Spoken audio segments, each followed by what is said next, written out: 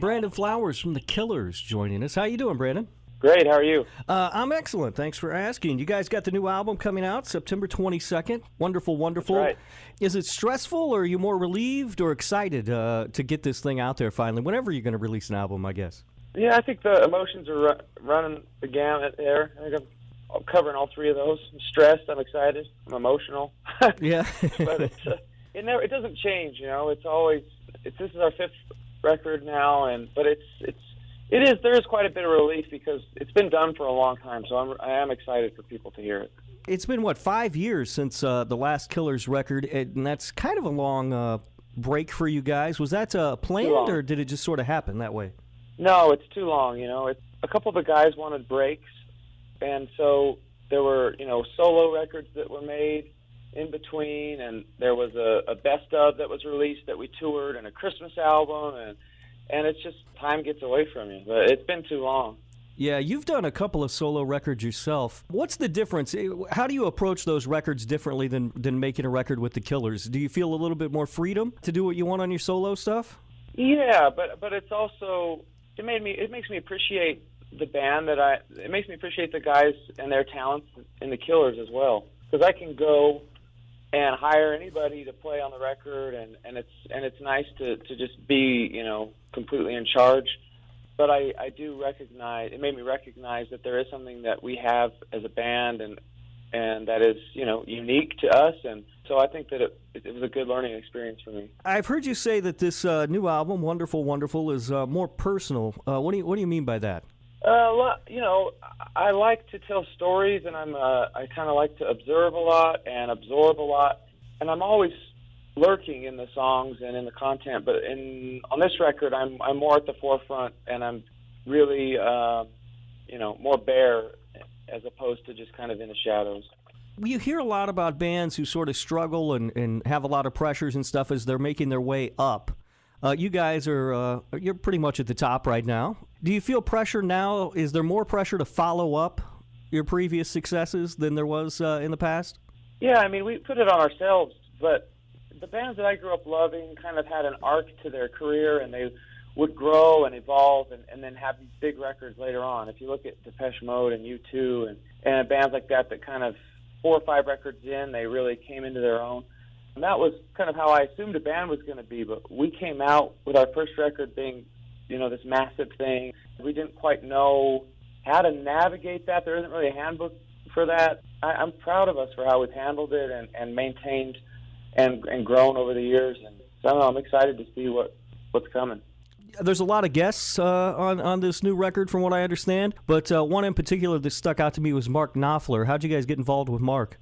We recorded our first Christmas song in his studio in London, and that was the first time we met. And then later on, we did a cover of Romeo and Juliet, and sort of, it became our fans really loved it, and I don't know, just kind of connected us a little bit. And so we just reached out to him.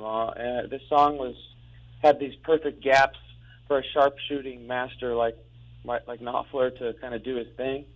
And he said yes, and he did a great job. Yeah, he's one of those guys who has a real distinct guitar sound. Like, no matter what you put on, you can always tell when it's Mark Knopfler playing the guitar. And you can tell here, too. It's great. So the new song I've heard is The Man. Is the whole record, is that reflective of the sound of the whole record? No. No? It is, it's just sort of meant, I saw it as I don't know, it kind of kicks the door down and allows room for these other songs to enter. That's how I see The Man. It was the last song that we wrote on the record, and there's nothing else like it. Oh, okay. So that's an interesting introduction for people. Then it is a great song, though. It's got a lot of bounce to it, a lot of swagger. I really like it. I really enjoy that song. There's also an interesting story, from what I understand, from behind one of the other songs that it took you a little while to finish Run for Cover, right? That's right. We started it during the writing for Day and Age, which has been now, 8.5, 9 years.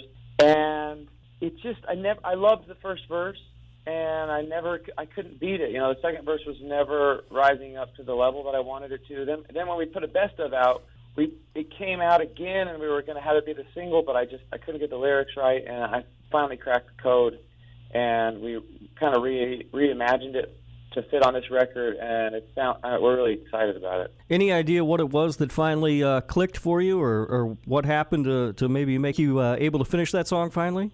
Was there any particular thing, or it just came to you one day? Yeah, no, there wasn't. You're just kind of waiting for the right line or the idea. You know, I needed a point. There's a woman that I'm talking about in the first verse. It's the wife of a senator, and my buddy Alex Cameron, who's a great songwriter from Australia, I couldn't figure out what to do with the second verse, and he suggested let's make it from her perspective, and then it sort of unfolded pretty easily after that. Yeah, so it just took that one little nugget, maybe an outside perspective from somebody to get finished. Do you find that happens a lot in your writing process? No, you know, when I was younger, I wouldn't have listened to him. Right.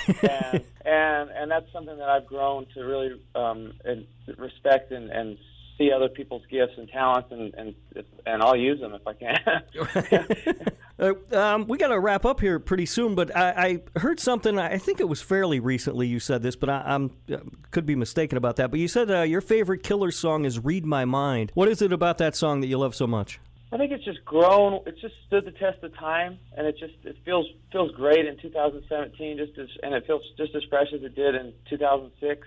It's one of the songs every night that, you know, no matter where we're playing, if we're playing in an open air, you know, field or an arena or a theater, when it starts, something happens. The room changes, the crowd changes, and I'm just happy to be a part of it. All right, man. Thanks for your time. I appreciate it. Looking forward to hearing the new record. Wonderful, Wonderful from The Killers will be out September 22nd. Thanks.